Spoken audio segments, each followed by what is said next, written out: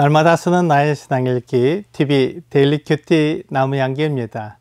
오늘은 고린도후서 13장 5절에서 10절을 묵상하겠습니다.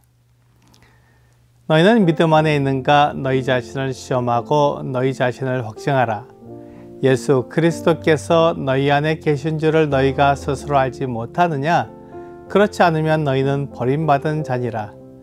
우리가 버림받은 자 되지 아니한 것을 너희가 알기를 내가 바라고, 우리가 하나님께서 너희로 악을 조금 더 행하지 않게 하시기를 구하노니, 이는 우리가 옳은 자임을 나타내고자 함이 아니라 오직 우리는 버림받은 자 같을지라도 너희는 선을 행하게 하고자 함이라.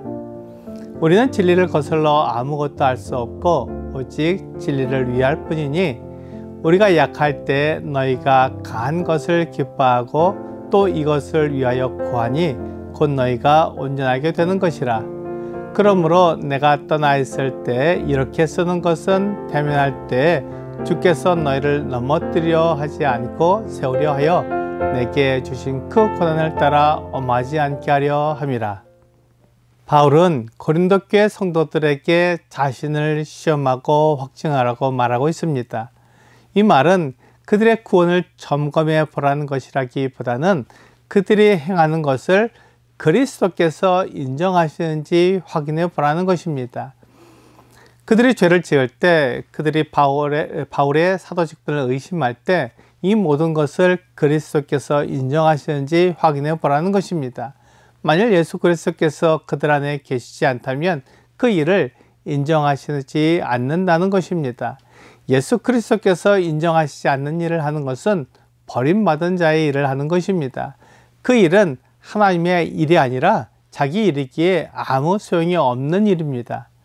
고린도전서 3장 12절과 13절은 만일 누구든지 금이나 은이나 보석이나 나무나 풀이나 즙으로 이 터 위에 세우면 각 사람의 공적이 나타날 터인데, 그날이 공적을 밝히리니 이는 불로 나타내고 그 불이 각 사람의 공적이 어떠한 것을 시험할 것입니다 라고 말씀하고 있습니다. 그리스도 심판대에서 그리스도께서 각 사람이 일한 것이 하나님을 위해 일한 것인지 자기를 위해 일한 것인지 심판하실 것입니다. 이때 금이나 은이나 보석으로 자기의 공적을 나타내는 사람이 있고, 나무나 풀이나 짚으로 자기의 공적을 나타내는 사람이 있을 것입니다. 이 공적을 시험하는 것은 불입니다. 불로 각 사람의 공적을 시험하실 텐데, 불에 타는 것은 아무 공적도 남지 않습니다. 하지만 금이나 은이나 보석과 같은 공적은 그대로 남아있게 됩니다. 이처럼 하나님을 위해 일한 사람은 그가 한 일이 그대로 남지만, 자기를 위해 일한 사람은 아무것도 남지 않게 되어 부끄러운 구원을 받게 될 것입니다. 그래서 바울은 자기를 시험해 보라고 권하는 것입니다. 그들이 하는 일이 하나님을 위한 일인지 자기를 위한 일인지 시험해 보고 자신을 확증하라는 것입니다. 바울 일행은 하나님의 일을 했습니다. 그래서 하나님께 버림받지 않았습니다. 그들은 하나님이 보내신 일을 했기에 하나님이 심판하실 때 그들에게 잘하였도다, 착하고 충성된 종이라고 말씀하실 것입니다. 이것을 고린도 교회 성도들이 알기를 바랐습니다. 바울은 고린도 교회 성도들이 누가 하나님의 일을 하며 누가 자기 일을 하는지 알기를 바랐습니다.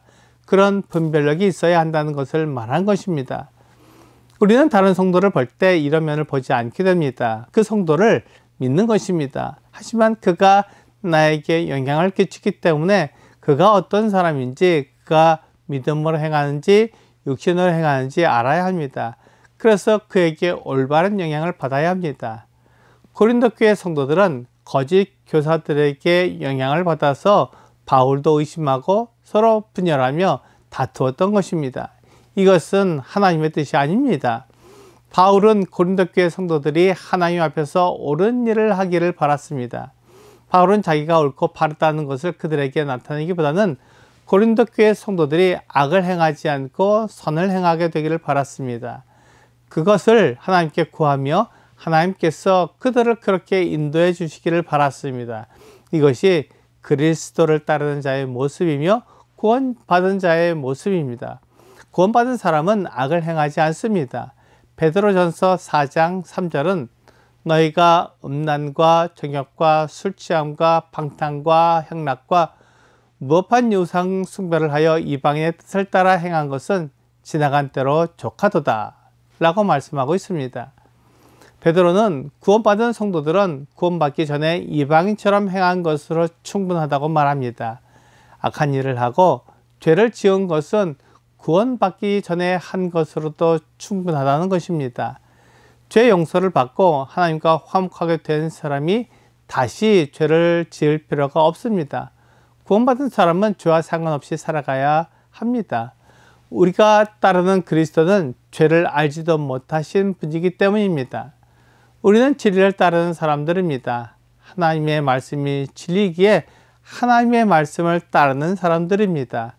그리스도를 따르고 그분을 위해 산다고 말하는 사람들이 진리를 따르지 않는다면 그들은 잘못된 말을 하는 것이며 그리스도를 따르지 않는 것입니다. 그러므로 바울 일행은 진리를 거슬러 아무것도 하지 못한다고 말한 것입니다.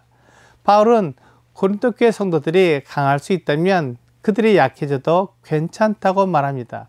그는 그의 일행이 약할 때 너희가 강한 것을 기뻐한다고 말했습니다. 사실 바울은 그렇게 되기를 하나님께 기도했습니다. 그것이 성도를 위하는 인도자의 마음이며 교회를 그리스도 앞에 바르게 세우려는 하나님의 일꾼의 마음입니다. 그리스도의 일꾼들은 성도들을 위해 약할 수 있습니다. 성도들이 강한 믿음을 가지고 바르게 선다면 낮아지고 더 낮아져도 기쁘게 낮아질 수 있습니다. 바울은 이렇게 엄한 편지를 쓰는 것은 그들을 만날 때 그들의 변화된 모습을 보고 싶기 때문이었습니다.